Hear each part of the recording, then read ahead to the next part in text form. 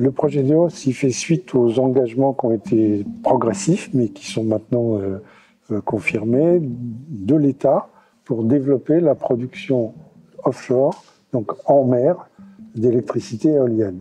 Et à partir du moment où on fait de l'éolien flottant, il faut savoir où on fabrique les flotteurs, où on assemble les flotteurs, les mâts, les éoliennes et les nacelles. Et c'est un travail qui est un travail portuaire dans un port. À l'issue de la concertation préalable sur le projet d'assemblage d'éoliennes flottantes à Fos-sur-Mer, on peut lire dans le rapport de la contribution le commentaire d'un habitant. Selon lui, ce projet est inutile et même nuisible. Il s'agit d'une vaste opération d'enfumage qui essaye de donner une image écologique à des activités industrielles mortifères. Du greenwashing en règle, dans un monde où les ressources sont finies, y compris celles utilisées pour faire vos éoliennes soi-disant vertes. Nous avons besoin d'être plus réalistes sur nos besoins. La réponse du porteur de projet, Grand Port Maritime de Marseille, est la suivante. Les ambitions de l'État en matière d'éolien offshore ont fait l'objet d'un débat public. Abandonner le projet d'EOS contraindrait les développeurs à envisager des solutions dans des ports étrangers. Cela conduirait donc à renoncer aux retombées socio-économiques associées. Concernant la biodiversité, le projet est soumis à une autorisation environnementale et devra respecter la séquence éviter, réduire, compenser. Fin de citation. Pourtant, dans le projet initial, il est uniquement question de compensation. La possibilité de recyclage des éoliennes n'est jamais évoquée, la santé des habitants non plus. Quels sont les moyens qu'ils vont mettre en œuvre, les moyens financiers mettre en œuvre pour construire leur projet? Ça ne nous regarde pas vraiment, en tout cas ça dépasse notre préoccupation.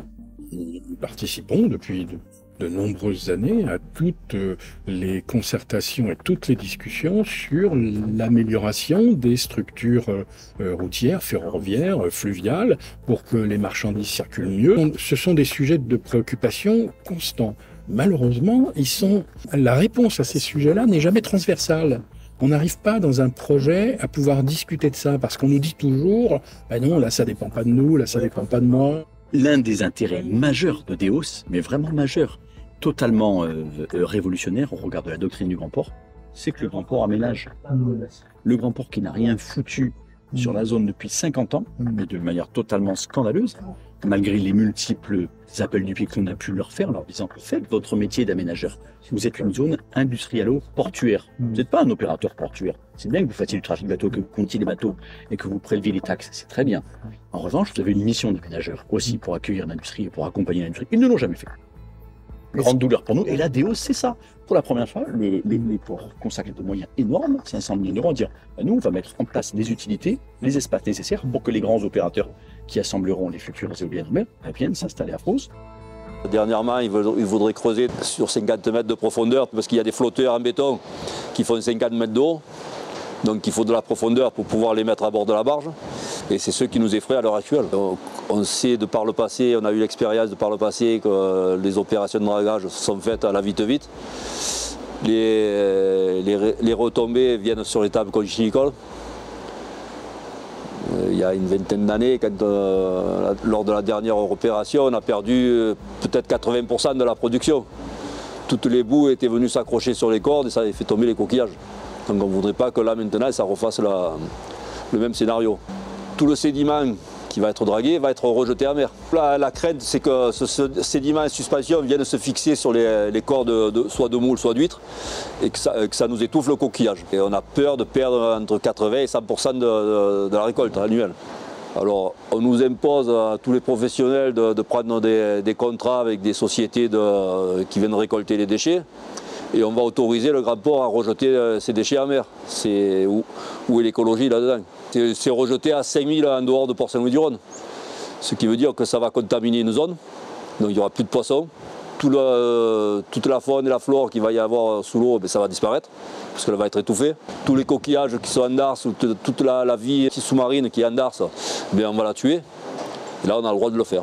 Pourquoi? Parce qu'il y a des millions et des millions en jeu, on aura le droit de le faire. Selon où il va passer, on va détruire des herbiers, on va détruire des sites protégés pour pouvoir passer un câble.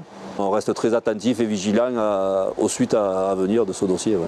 On est déjà assez touché comme ça par l'impact industriel-portuaire. C'est pas nous qui le disons, c'est l'ARS qui le dit. Il y a énormément de personnes qui tombent malades sur Fos et Port-Saint-Louis-du-Rhône. 2 séries d'analyses ont été menées sur la période 2013-2018.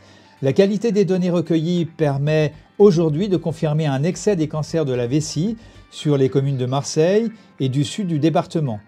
L'exposition à la pollution atmosphérique a également été associée positivement à la survenue de cancers de la vessie. Il y a tellement d'argent en jeu que c'est déjà tout ficelé. Vous savez, quand on vous demande votre avis, c'est que tout est signé déjà.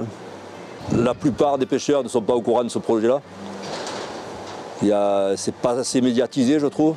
Et il faut savoir que les pêcheurs étaient là bien avant le grand port maritime. Plus de tout ça, nous ramène encore une trentaine ou une quarantaine d'entreprises qui vont nous polluer la vie. Autant aller à la montagne, faire des huîtres à la montagne.